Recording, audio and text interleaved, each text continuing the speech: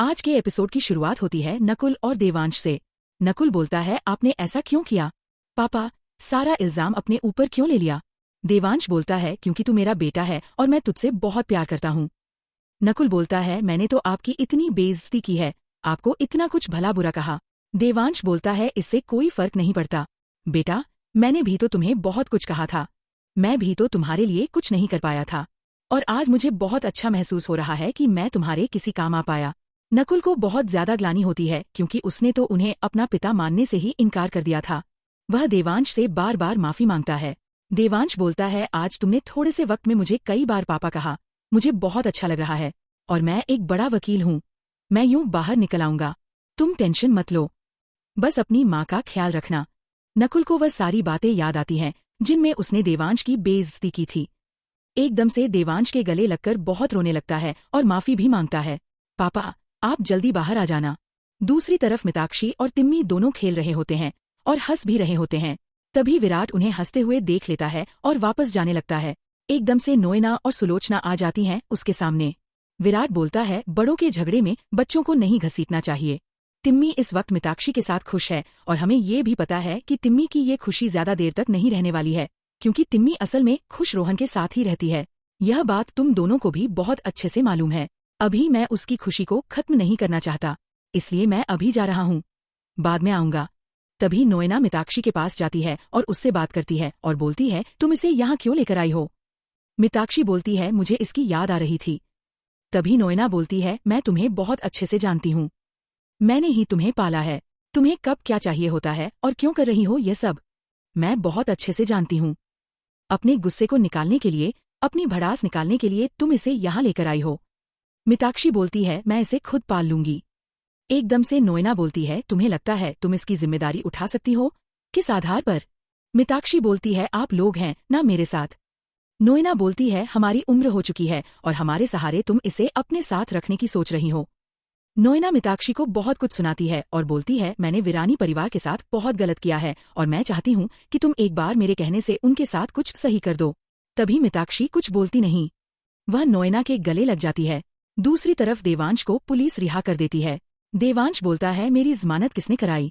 तभी पुलिस बताती है, जमानत किसी ने नहीं कराई। असली दोषी ने अपना जुर्म कबूल कर लिया है कि हादसे के वक्त गाड़ी वह चला रहा था। तभी देवांश देखता है कि पुलिस नकुल को गिरफ्तार कर लेती है।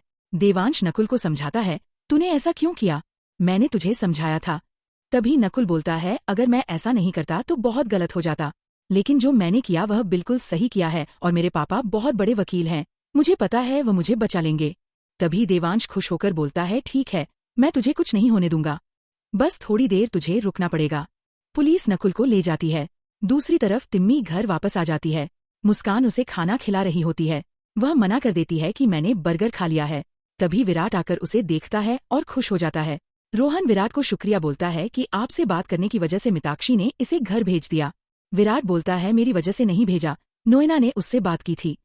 आखिरकार उसके अंदर थोड़ी शर्म बाकी थी जो उसने इस बच्ची को इस घर में भेज दिया। तभी विराट देखता है कि परी चुप बैठी हुई है और विकास के बारे में सोच रही है।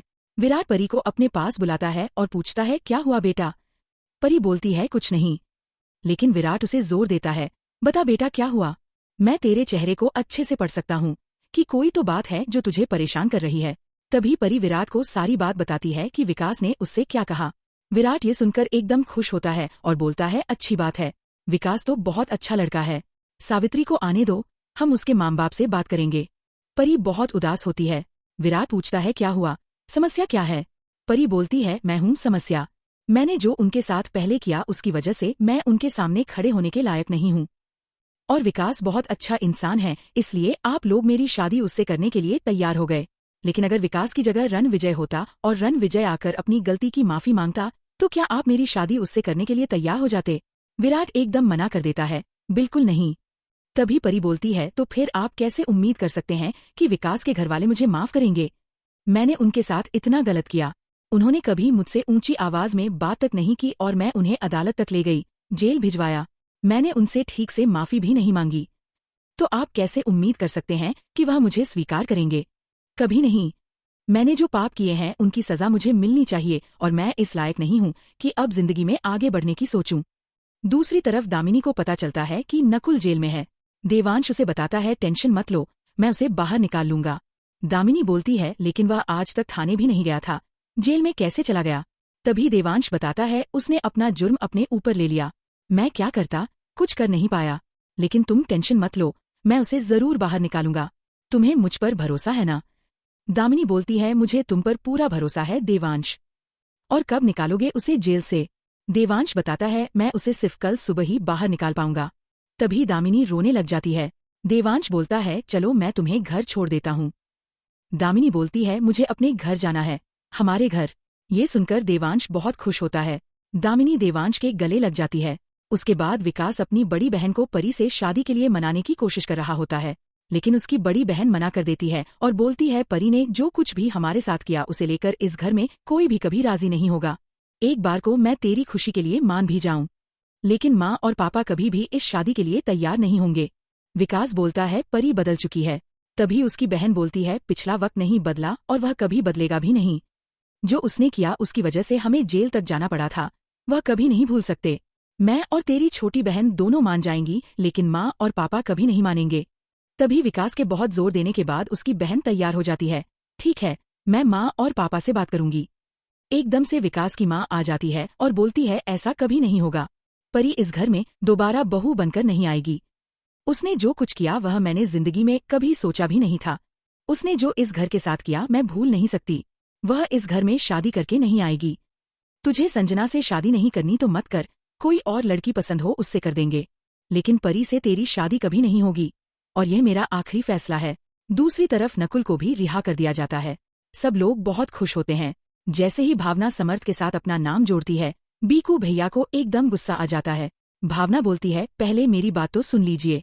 भावना एक मनगढ़ंत कहानी बनाती है। वह बताती है कि कोई मेरे पीछे पड़ गया था, समर्थ ने उसे पीट कर भगाया था और एक पत्थर से टकराकर मैं उसके गले लग गई थी। बस यही कहानी सुनाकर वह सबका ध्यान भटका देती है। सब लोग उसकी बात पर यकीन कर लेते हैं और समर्थ से माफी मांगते हैं कि उन्होंने उस पर शक किया, और वहां से चले जाते हैं। तभी समर्थ जैसे ही दरवाजा बंद करने वाला होता है, भावना वहां आती है और बोलती है मैंने तुम्हें इतनी बड़ी मुसीबत से बचाया, चाय की भी नहीं पूछोगे क्या। समर्थ उसके लिए चाय बनाता है।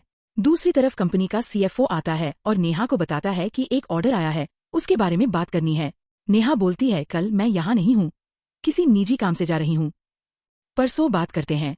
नेहा ड्राइवर से गाड़ी की चाबी ले लेती है और बोलती है मैं खुद गाड़ी चलाऊंगी। CFO सोचता है ये अकेली कहाँ जा रही है, समर्थ के पास। नेहा का फोन जाता है और समर्थ वहां से निकल जाता है। दूसरी तरफ नेहा उसका इंतजार कर रही होती है। तभी समर्थ काले कपड़ों में आता है और वह दोनों बैठकर अपने बच्चों से मिलने रांची चले जाते हैं। जैसे ही वह अपने बच्चों से मिलते हैं, दोनों बच्चे बहुत खुश नजर आते हैं। समर्थ मान्या से पूछता है तुम तो अपनी माँ के हाथ के बिना खाना नहीं खाती थी। तभी वह बताती है यहाँ की टीचर बहुत प्यार करती हैं। दोनों बच्चों से अच्छे से बात करते हैं। बच्चे खुश होते हैं और उसके बाद वह दोनों वहां से चले जाते हैं। तभी उनकी टीचर समर्थ और नेहा से बोलती है तुम दोनों महीने में एक बार मिलने आया करो, बच्चों को यहाँ ढलने में थोड़ा वक्त लगेगा।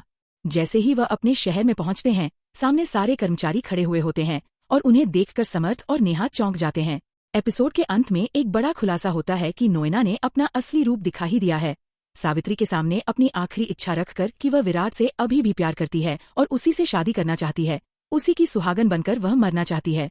तो अब देखना यह है कि सावित्री क्या करेगी नोएना के लिए।